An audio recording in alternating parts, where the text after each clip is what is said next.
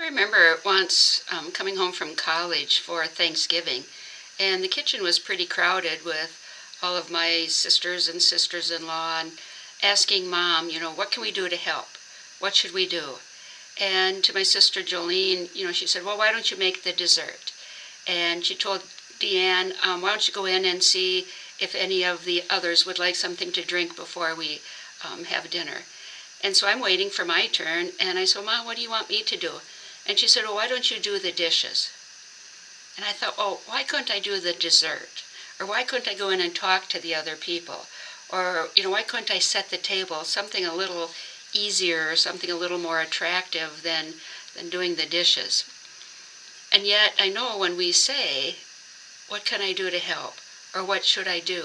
We need to be ready for the answer. And we see that in the gospel on this third Sunday of Advent, where the various groups go to John the Baptist and say, what should we do? They want to be part of what John is proposing. They want to know how they can change themselves. They want to know what they need to do to be baptized. But we don't know if they're ready for the answers. Because to the first group, he says, well, you have 2 coats. You need to give one away. You need to let go of the things that are extra, that might be excessive, the things that you absolutely do not need. To another group, he says, you need to be honest. You need to stop cheating.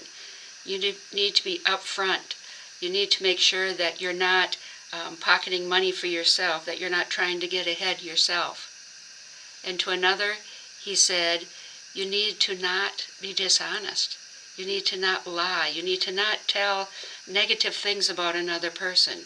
You need to not gossip. And again, we don't know how they responded to those things. Maybe some heard them as, okay, I'm willing to do that. It's going to be hard, but I'm willing to do that. For some, maybe they said, well, that's not too bad of a thing to do. And maybe others went away saying, well, I'm not even going to try to do that, or he's asking too much. Anytime we turn to the Lord and say, what is it you want me to do?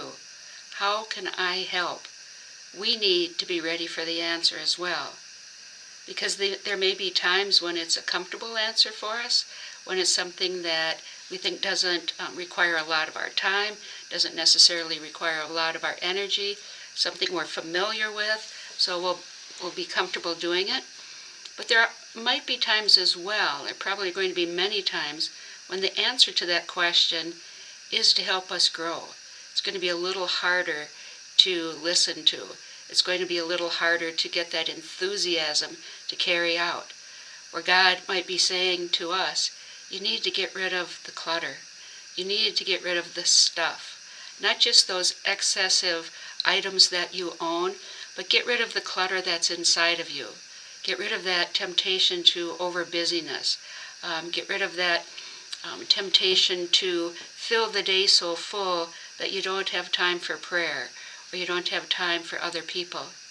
Get rid of what is not necessary in your life. Or we might be asked also to make sure that we are those who build others up, that we're not being dishonest in our dealings, that we're not gossiping about someone, that we're not listening to a story that isn't life-giving for someone else, that we're looking at all of our brothers and sisters through the eyes of wanting to hear their story, wanting to get to know who they are, rather than creating our judgments first.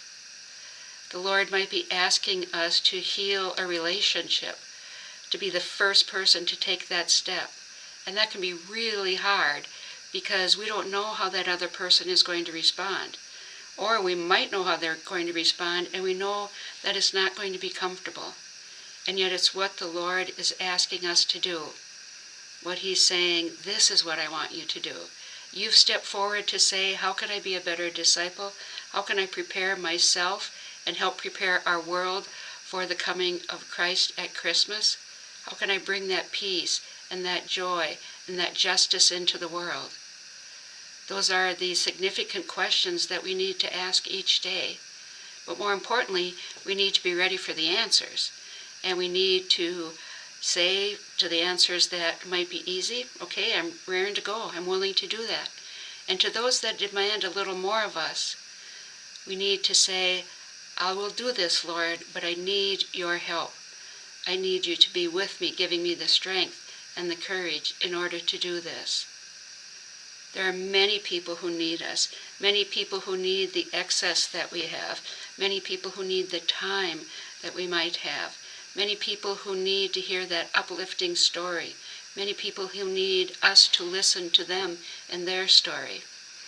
And so throughout these final days of Advent, friends, let us in our daily prayer ask God, what can I do? How can I be that better disciple? What should I do? What is it that you're asking of me today? And maybe to say a simple prayer, Lord, please put someone in my path today who needs your love through me. Have a blessed Advent, third Sunday.